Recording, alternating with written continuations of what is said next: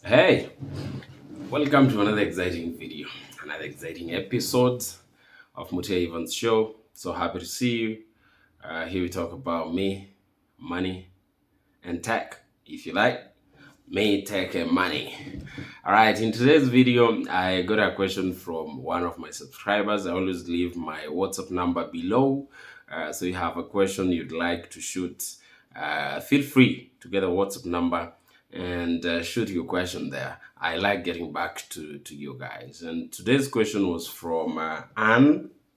Anne asked, how do I budget and manage my income? It's pretty easy, but most people avoid it because they say what is easy is also difficult to do. You assume you don't have to budget. You get your 10K a month and you start using it. You get your 100K a month and you start using. But it's very important, if you ask me, to budget, because it's simply telling each shilling where to go, so you don't have to worry where it went.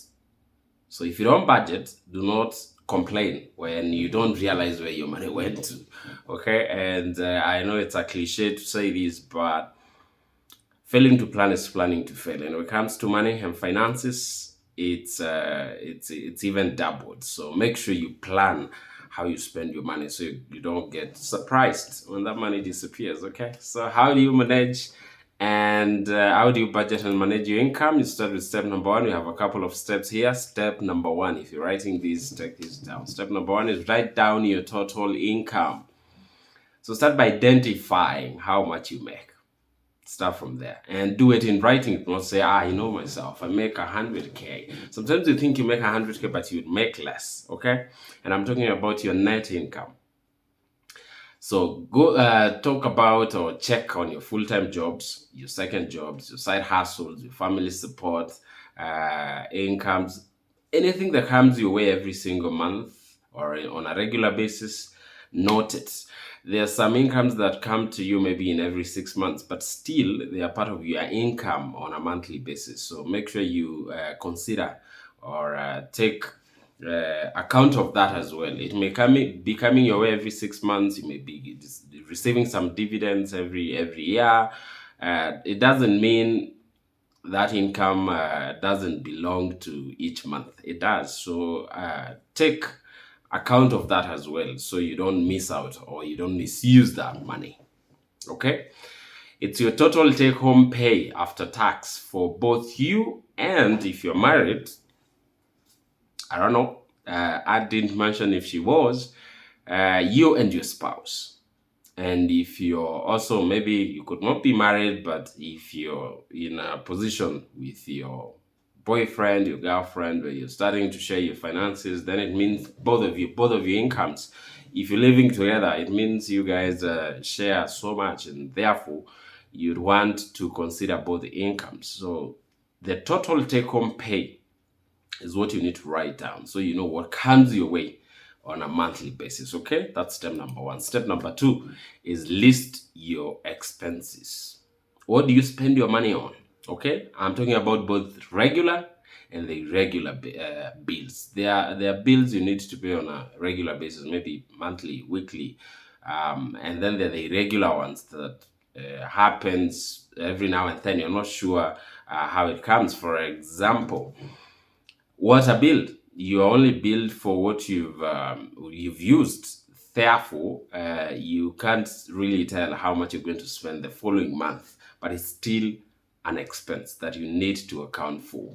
Other costs include groceries, for example, gas, subscriptions like Netflix and DSTV and so much more, entertainment, and clothing. A lot of people do not budget or consider clothing as an expense. It's a big expense, so that you don't find yourself walking around and you see that nice dress and you run to grab it.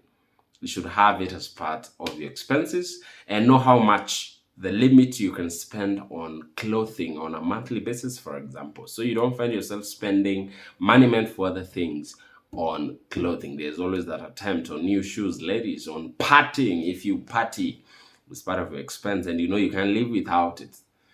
So have that as part of your expense, and that should be regular. Say every month I can only spend 10 G's on entertainment, or 10,000 shillings on parting and so much more. All right, good. Step number 3.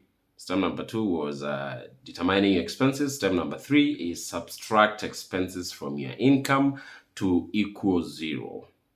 Make sure that your income minus your expenses, or the other way around, your expenses minus your income equals to 0. That means you've also accounted for your savings and contribution to your emergency fund. It's always recommended, I always recommend people to have those two: an emergency fund that you contribute to on a monthly basis, and a savings account where you put your money aside for the purposes of investing that money. Because it makes no sense if you make money and spend it all. I mean, why are you making it in the first place? You should keep a portion of your money. It's recommended to do 30%. Some other people say 10%. I recommend do as much as you can. If you can do 50, why not? If you can do 40, go for it. Saving money is simply another way of making money. So do as much as you can. The income minus your expenses should equal 0, so you do not have money to waste. This means when I come to you as a friend, and everyone else watching this video, and I have this urgent matter that requires your attention, financial attention, and I ask you to send me 3K urgently, 4K urgently, 10K urgently, you don't have it because it's not part of your budget. Instead, okay, you'll ask me to go and look for M-Shwari or go for Fuliza or go to the bank and borrow money because that's what the banks do.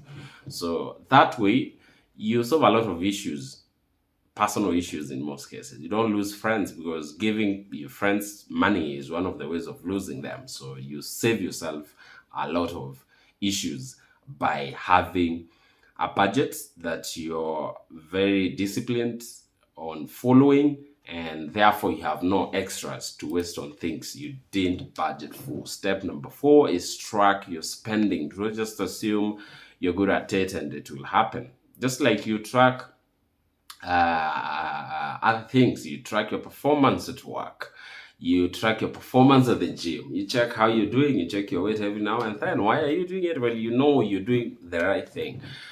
You do it to just make sure you're checking on your progress. It's the only way you will know if your spending lines up with your plan. And if you do not, if you realize your spending doesn't line up with your plan, then you go back to the drawing board and change it. So those are the four steps, or yes, 4 steps to follow on managing and budgeting your income. Step number 1 was write down your total income. Step number 2 was list your expenses. Step number 3 was subtract expenses from income to equal 0. And finally, step number 4 is to track your spending. With those 4 steps, you've made a budget for your income and you start living a complete life that is whole.